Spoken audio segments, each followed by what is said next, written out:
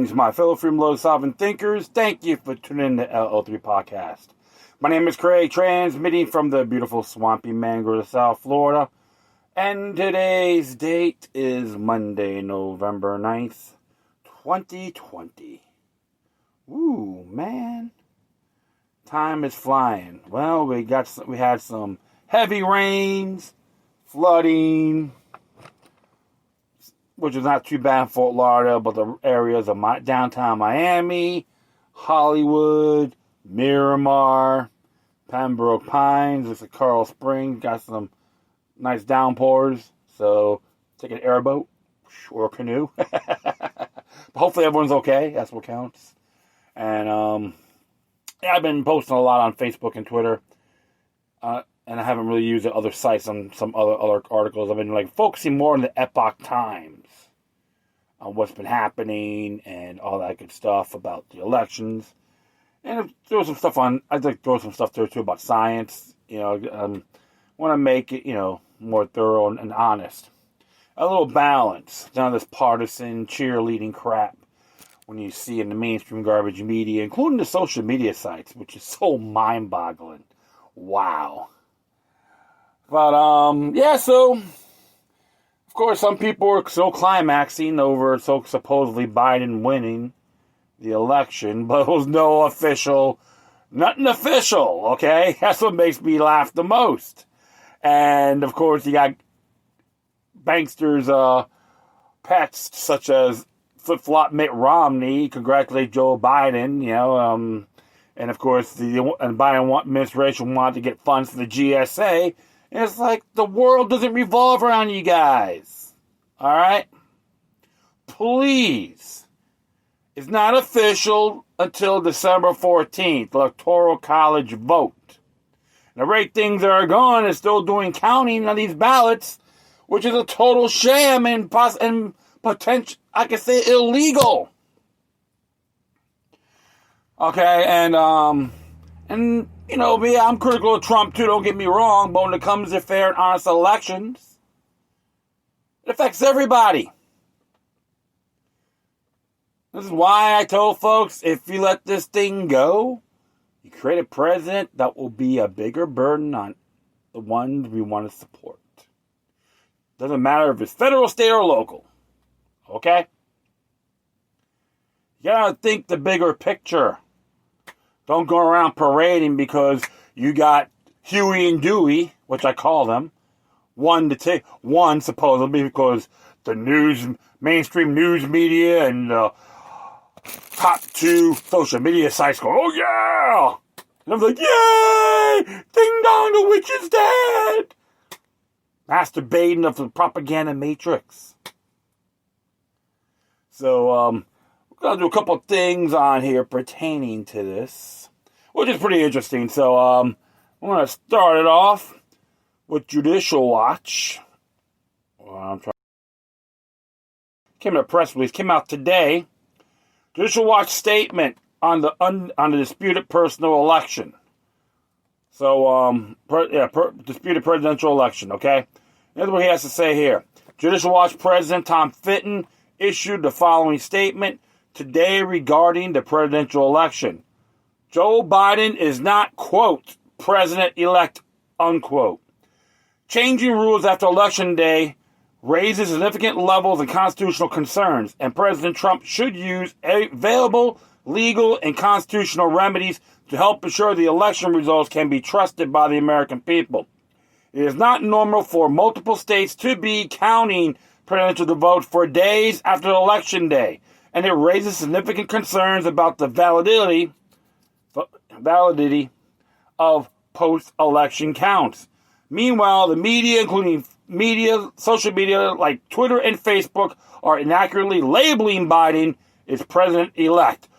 False report, false information, disinformation, hello! Facebook and Twitter, disinformation, hello! Biased as they wannabe. So, I'll continue on here.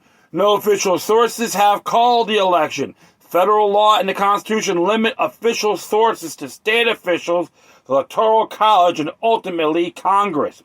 Judicial Watch has long warned of chaos and increased risk of fraud from recklessly mailing 100 million ballots and ballot applications. Our most recent research in September revealed that 353 U.S. counties had 1.8 million more registered voters than eligible voting age citizens. In other words, the registration rates of those counties exceeded 100% over eligible voters. The study collected the most recent registration data post online by the states themselves. The data was then compared to the Census Bureau most recent 5-year population estimates gathered by the American Community Survey, or ACS. From 2014 through 2018, ACS surveys are sent to 3.5 million addresses each month, and at least 5-year estimates are considered to be the most reliable estimates outside the decennial census, which is every 10 years. In Pennsylvania, our litigation to clean up dirty voting rolls there uncovered 800,000 extra names on the rolls. In fact, Pennsylvania state and county authorities gave conflicting numbers about the registration list numbers to a federal court. Federal law seems clear that the presidential contest was supposed to be decided by Election Day. For example, Title III U.S. Code Section 1 states, the elector of president and vice president shall be appointed in each state on the Tuesday next after the first Monday in November, and every fourth year succeeding every election of a president and vice president. On Election Day, President Trump had the votes to win the presidency. These votes totals were changed because of unprecedented and extraordinary counting after Election Day. The state legislatures of Pennsylvania, Georgia, Michigan, Wisconsin, and Arizona have independent constitutional authority to resolve presidential election disputes, and Congress has the ultimate authority to accept or reject electors. In the meantime, Judicial Watch today launched a comprehensive investigation into the election controversy under state and federal freedom of information laws. Thankfully, the Constitution does not give the media the ability to declare the winner of a presidential election. And you could thank Epoch Times for not doing the same, not stating it. Okay, so always admire sites like that. And I always enjoy Judicial Watch. I've been following them for about 13 years now, and it's a real good organization. Judicial Watch is a national leader for cleaner elections. In 2018, the Supreme Court upheld a voter roll cleanup program that resulted from a Judicial Watch settlement of a federal lawsuit with Ohio. California settled a federal lawsuit with Judicial Watch. Last year began processing of removing up to 1.6 million inactive names from Los Angeles County voters' rolls. Kentucky also began a cleanup of hundreds of thousands of old registrations last year after it entered into a consent decree to end another Judicial Watch lawsuit. In 2020, Judicial Watch sued North Carolina, Pennsylvania, and Colorado for failing to clean their voter rolls, and sued Illinois for refusing to disclose voter roll data in violation of federal law. You can learn more about Judicial Watch election efforts here. There's a link for it. You can check it out yourselves. And they do a real good job. I always gotta give kudos to Tom Fitton and his crew, because they've always been consistent.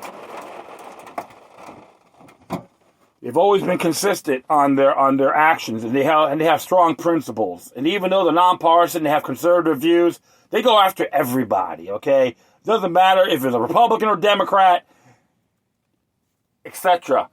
If you're corrupt, they're gonna go after you, and that's why I always encourage people to support them, donate them. I'm thinking about being a member of this organization as well, because I always admired his work for all these years, and there's times I haven't really done a discussed an article on this matter, but this is really good stuff. It is all on his face. Prima facie just cause. The fact is this. Is an illegal win. Period. I don't care if you love or hate Donald Trump. It's irrelevant. It's the principle. You go by the book. If not, don't do it. Every state in this union have obligations when it comes to these ordeals. No exceptions. I hate these piss poor excuses. Even that one, I believe it was Michigan. Oh, it was over. We'll just we'll do it again tomorrow. No, you keep going. You breach your oath on your obligations, both federal and state constitutions. And even as registered voters, you breach that oath. Okay? No and void. That's invalid rhetoric. You're talking to a guy not even a Trump worshiper, for goodness sakes. I don't care, give a damn who it is. You go by the law. Everything else is null and void. Well, thank you, Mr. Fitton, on that matter. We're going to do one more here. Lou Rockwell's character. I always love his work. It's been a while. And, of course, the whole propaganda machine and everyone on Facebook is jerking off. Bye-bye! Bye-bye, Trump! Bye-bye, Trump! 8645. Have a good day, Trump. Pack your stuff, Trump. Jumping the gun. False start. I'm just saying this. If this goes through and it gets overturned, a lot of those folks will be repenting.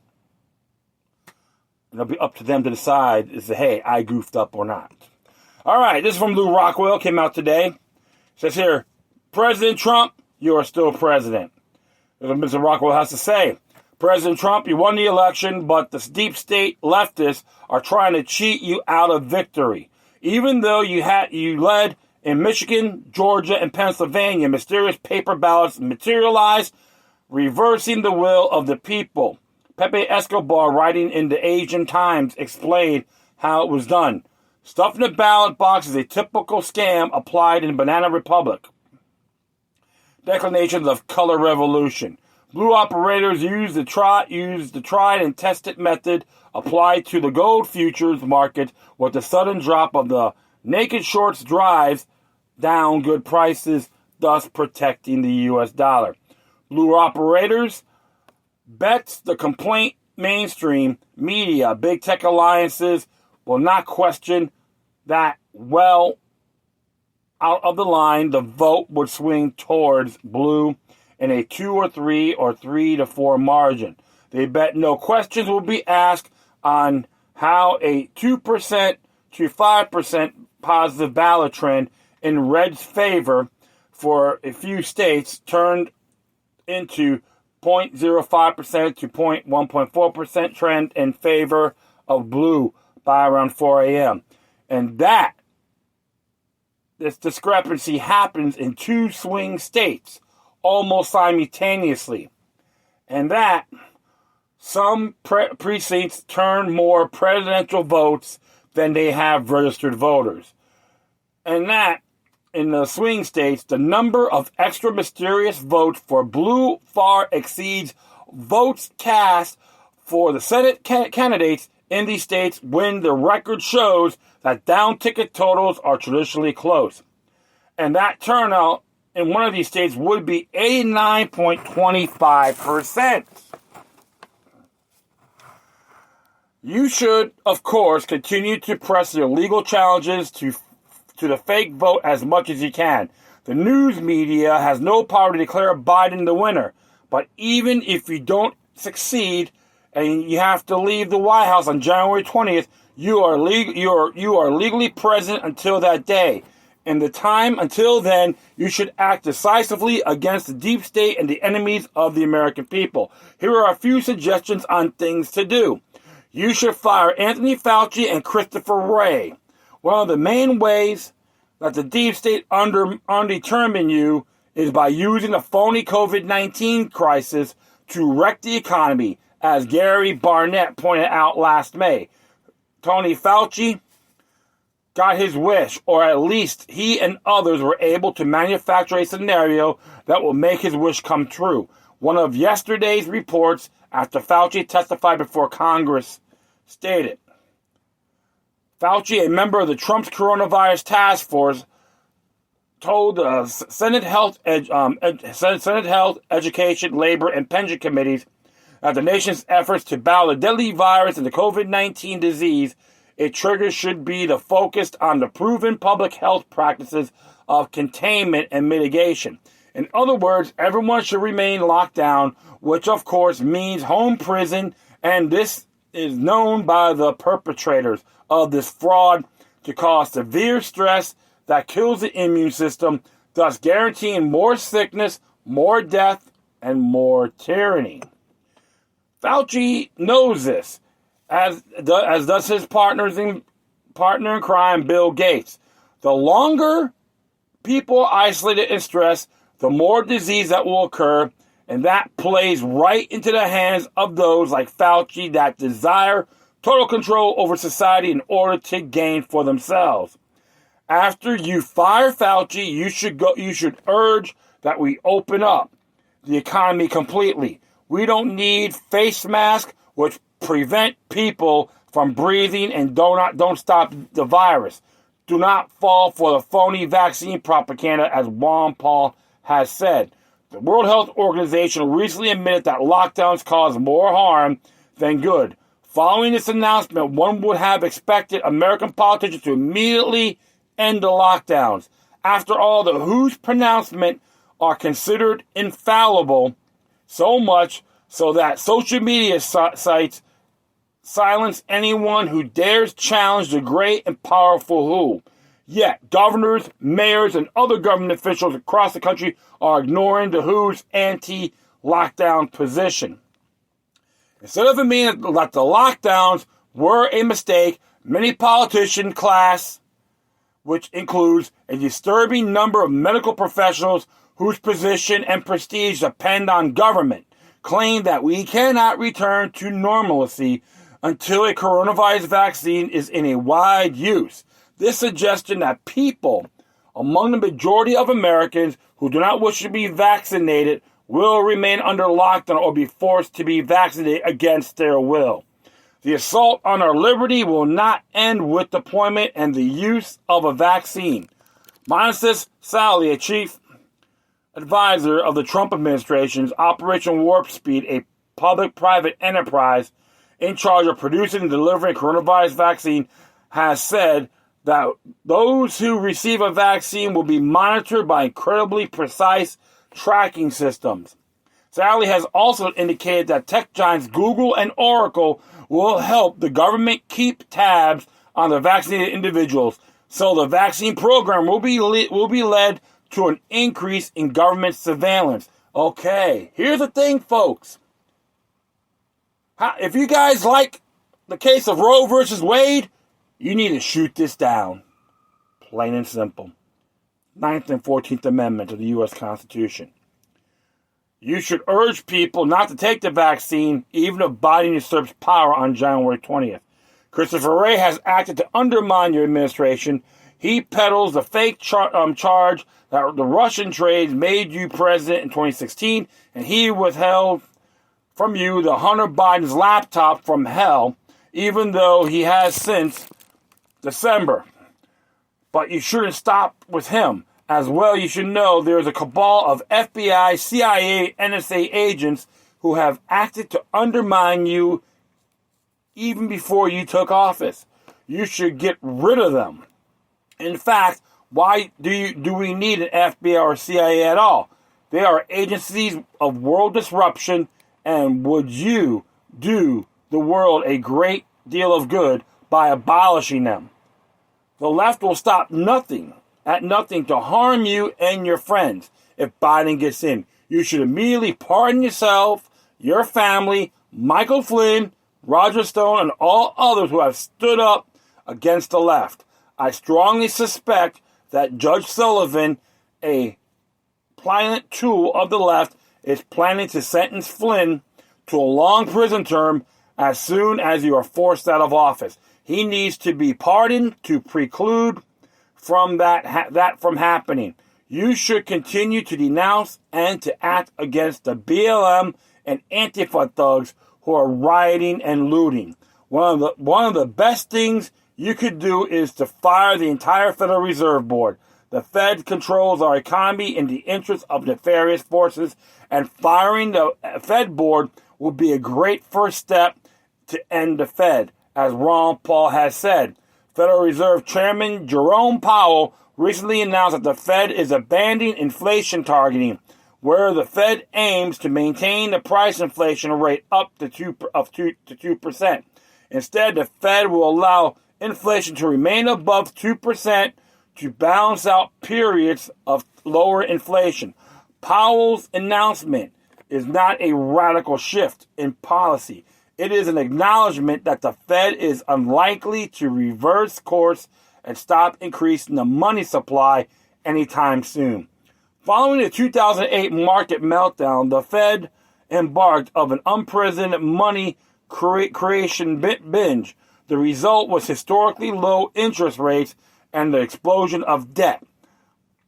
Today, the total household debt and business debt are reached over $16 trillion. Of course, the biggest debtor is the federal government. The explosion of debt puts pressure on the Fed to keep increasing the money supply in order to maintain low interest rates.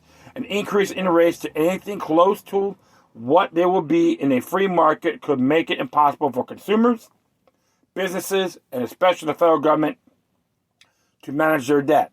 This will create a major economic crisis. The Fed has also dramatically expanded its balance sheet since 2008 via multiple rounds of quantitative easing. According to Bloomberg, the Fed is now the world's largest investor and holds about 1/3 of all bonds backed by the U.S. home mortgages. Insane or what, folks? Congress has expanded the Fed's portfolio by giving the central bank authority to make trillions of dollars of payments to businesses as well as to state and local governments in order to help the economy recover from the unnecessary and destructive lockdowns. Once the lockdown and the Fed's actions may lead to a short-term boom, however, the long-term effect will even be more debt. Continued erosion of the average American standards of living and the collapse of the fiat money system and the welfare warfare state. The crisis will likely be bought on a rejection on the dollar's reserve currency status, though this will be supported by both concerns about the stability of the U.S. economy and resentment over America's hyper-interventionist foreign policy. The question is not if the current system will end. The question is how it will end. If the end comes via a meltdown, the result will likely be chaos, violence, and increased support for authoritarian movements as desperate people made their few remaining liberties in hopes of gaining security. There is another vital thing you can do. In your first term, you often complain about NATO and our involvement in foreign quarrels that don't concern us. Would you render the American people an inestimable service if you withdrew America from NATO and brought all American troops home? The American empire is vast, as Lawrence Vance has pointed out. According to the latest edition of the Department of Defense base structure report, the DoD manages a worldwide real property portfolio that spans all 50 states and U.S. territories with outlining areas and 45 countries. The majority of these foreign sites are located in Germany, 194 sites. The DoD owns, leases, and controls 47,288 buildings occupying 481,651 acres on foreign soil. The DoD has acknowledged the existence of about 800 U.S. military bases in 80 countries, but we know from the work of Nick Turse and the late Chalmers Johnson, that number is closer to 1,000. Yeah, Chalmers Johnson wrote blowback. Why do not do what you can to end this empire and return America to our judicial policy of non-intervention? You should also reject the false appeals for unity of Biden and his allies. America is not unified. The heartland of America stands opposed of the coastal elites, illegal immigrants, and disaffected minority groups who seek to exploit the rest of us.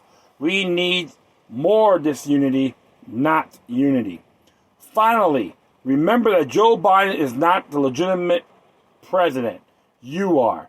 You should do and say everything you can, both before and after January 20th, to delegitimize him, Kamala Harris, and the whole gang, just as you have been doing. And you should stress the blatant fraudulent results in Biden's favor. As the New York Post has pointed out, the election might be decided by Congress.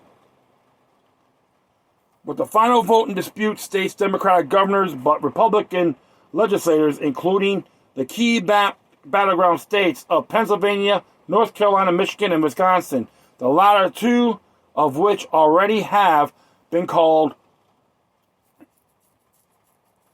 for Biden, could conceivably end up dispatching the two distinct groups of electoral college voters, reported Marie Claire, citing a study by election scholar Edward B.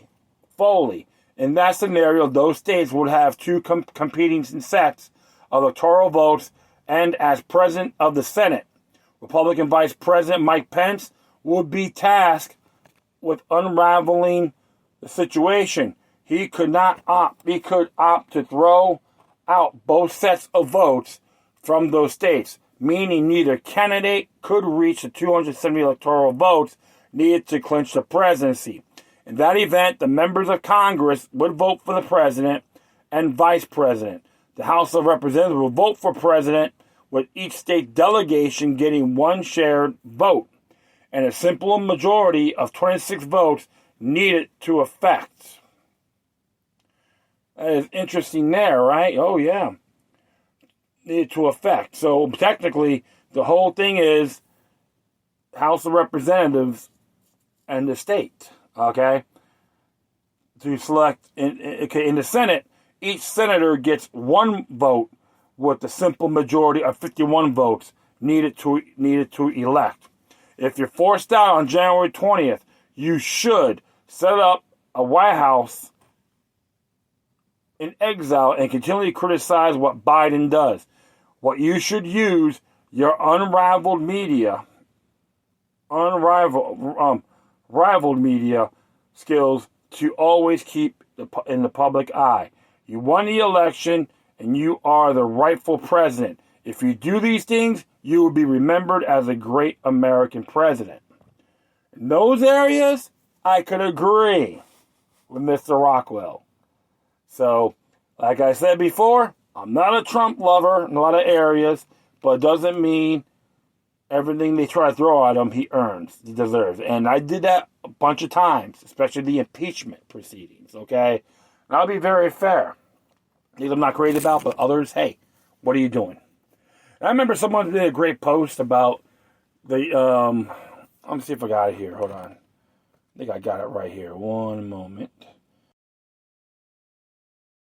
I had to repost this. I just bust out laughing. It says here, welcome to the U.S., where we pretend our problems are created by one man and ignore that both parties have been failing us for decades.